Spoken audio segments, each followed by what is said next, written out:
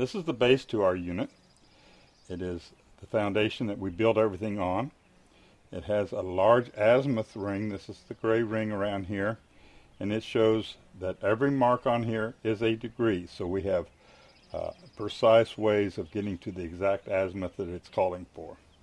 There's a compass that's built in. It is always set up to a magnetic north. That way our ring will be accurate for us. We have a key entry for all the pieces to go into here, so that it's always going to be keyed back to what we have set up and calibrized the ring and the stand to the magnetic north. That way every time we set up, we're going to be pointing correctly. We have openings for 4 legs in here. By having 4 legs and each one of those being adjustable up to 6 inches, that allows us to set up in any terrain and be able to set it up to a magnetic north. We did make a hole in here because people were wanting security. You can run a cable through here, cable through the dish, and hook it up to some permanent structure such as your RV. We have 2 rocket holders here, rocket arm holders, and they are built so that we can put 2 10-pound weights, those little dumbbell type weights. Don't try to use anything else because they're built for this, and that way they won't obscure anything and won't cause us any problems when we go to do adjustments. The 10-pound weights are important in that they will stabilize the stand up to about 40-45 mile-an-hour winds. I've seen it up to 50 and still be stable, and they will offset the L&B, which is always to the south, and they are on the north side, so that kind of stabilizes everything.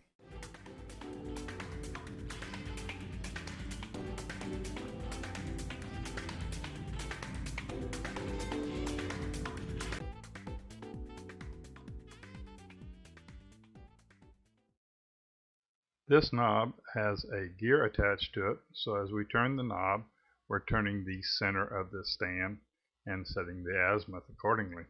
We can also attach a socket to the end of the knob. It's a 1/2 inch or 13 millimeter, and as we have a breaker bar attached to that, that allows us to do very fine adjustments to the azimuth. Now we can attach the legs to the stand. The legs are a 3/4 inch rod. It's threaded with 10 turns to the inch. We have nylon hex nuts. They are adjustable and they can go on either side of the stand so that they can tighten down and secure the legs to the stand. We use these to level the stand, and then as we go in and getting the strong signal and tuning in for that, we use it to adjust the elevation. That way we don't have to touch the gauge. We just raise or lower the back end of the stand with these legs. It's also an easy way to remove the legs from the stand and yet put them back on and have very secure legs. We have added the 4 legs. Now we're adding the 2 10-pound dumbbells. This will allow us to stabilize the stand. Make sure we're sitting up here to a magnetic north, and now we can put the feet. We have these feet. They go underneath each one of these. This will stabilize it so it won't drill into soft soil. Also, there are times when we're on cement and so adjust the height or adjust it so that we can get level, and they have a tendency to walk on it as we're turning these legs. By putting these feet underneath it, they'll turn in their little socket area and they won't walk on us. We have tried to figure out a way to permanently attach the feet to the legs, but right now we're finding that there are times when we're under trees or in uneven terrain that we can have an angle, and we haven't been able to keep the angle to have these feet fit into the legs and still have a permanent attachment. So we're working on that, and we hope to have a solution. What we'd like to show you now is the mast. It comes in 3 parts. We have put it together here right now, so let me take off the top part here. Let me undo the handle and separate it from the bolt. It's a stainless steel bolt. The top part, you'll see that that's gears around there. It's in a cone shape, and there is a reception area that the gears fit back into another cone shape, and they fit together. We'll put the bolt back in along with the knob. You got to be careful. This knob has a spacer on the one side here, and that's to keep us from hitting the top and other parts there. So if you put the knob on with the handle and you're starting to hit the other parts as you spin, then just turn it around and you had it on backwards. We have to be careful with these handles because we put the bolt in there and put an extra long handle on that. That kept it easy for us to do it. But also there's one drawback, and that is people will over tighten it. You can torque it too much and strip the bolt and the nut. So be careful with that. You just need to snug it up good and tight.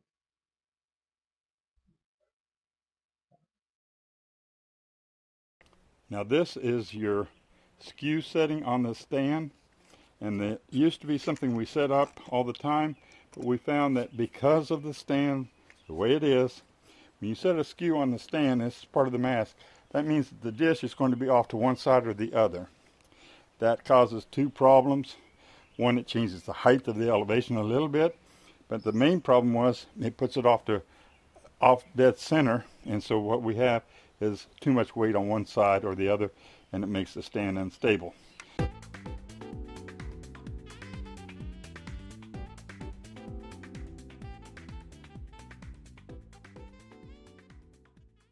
So we're setting this back to its neutral points, which is when it's strictly straight up and down, lining up here, then that is at its neutral point. Or for these stands, that is 100. For the older stands, that was at 90. You'll have to check your documentation or call support at delsend.com, 425-879-2929, or email us. We look up your records and we can tell you what your neutral point was. For here, it is 100 on these newer stands. So we want this set at this neutral point. If we find that the skew on the dish itself is off a little bit, we can correct it by adjusting this plus or minus off of its neutral point. The next thing will be the elevation. The elevation on here will be the one that we'll be using every time. Again, this elevation allows us to set up the dish so that it is of accurate gauge.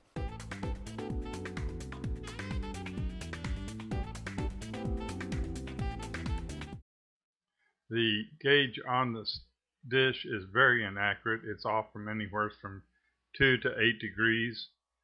When we do calibrate the stand with the dish, we will find a true neutral point somewhere between those 42 and 48 degrees, so that the dish will be corrected so that the stand's gauge will be very accurate. We have two levels in here. This level is the level that we use and have it centered when we start, because that's the elevation, and because elevations will be fine-tuned, this can get off center.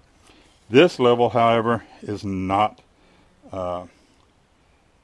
ever to be off center, because with this set correctly, then the LMB is directly above it, and that means that with the skew set correctly, the LMB on there, that it will pick up all three satellites when this is right in the center. So if we pick up one satellite, we know we're going to pick up all three. We're going to put this into here. We will use the four legs to make sure that we get it nice and level. Right now, I'm going to adjust the back legs just a little bit, get that level in. Oh, this one's really gone right over here. So we'll just adjust those just a hair bit. You can see that this level is right there in the center of the bubble lines, and again it's right in the center of the bubble lines. So we have set this up. We've got the pointer right here, right off this clip. Right here is the pointer pointing right down into our azimuth, so that is very accurate. It comes right into here. Magnetic north right there. Now that the stand has been set up, we've made sure that it's level and pointing north. We can check and see what our environment is like. If we're in the trees, We want to make certain, like here we have trees all the way around us. This would be a good time to bring out the line of sight tool. It has degrees here. We set this up to a 40 degree. Again, it matches the neutral point of the stand. We set this up 40 degrees. We have a mirror in here. You can look into this eyepiece, see whatever is showing out at the top here. So we'll put that in place of the stand. We have it set up there. We can look in and we've got very little interference as we are going to be shooting with 3 satellites. They're 20 degrees apart, so we got to check 10 degrees on either side of our starting point. So I go 10 degrees and ooh, I've got all kinds of trees in the way, so that would affect satellite 129. We go this other way and we are clear. So to do the actual calibration, we're going to be setting this back to 164, but we'll be moving to the east so that we can clear that tree. And so this is very important to be sure we have the right clearance and the line of sight to the satellites. So we'll take that out there right now. Let's say there was a wall or a fence and that we couldn't shoot over that fence. What we do with that is we have an extension. It's keyed the same as the mast is. Put it in there correctly and it will give us an additional 13 inches of height, and that usually will get us over any fence or bush that may be in our way. We don't use this very often, but when we do, it does come in handy. Now we've got to set the skew on the dish. So with this loose, we have a marker right here. So we're going to take this and turn this to be, there's 90, to be 88. 80's here, 90's here, second mark in, so that makes it 88. We can just tie that down.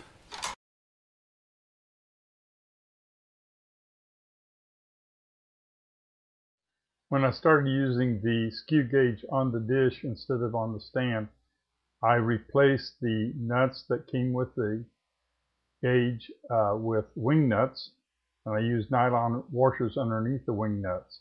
This seemed to eliminate the scratching of the degree readings on the gauge. Also, I used a Sharpie. It was silver metallic, and I went over the areas that did get destroyed before, and that seemed to refresh them somewhat.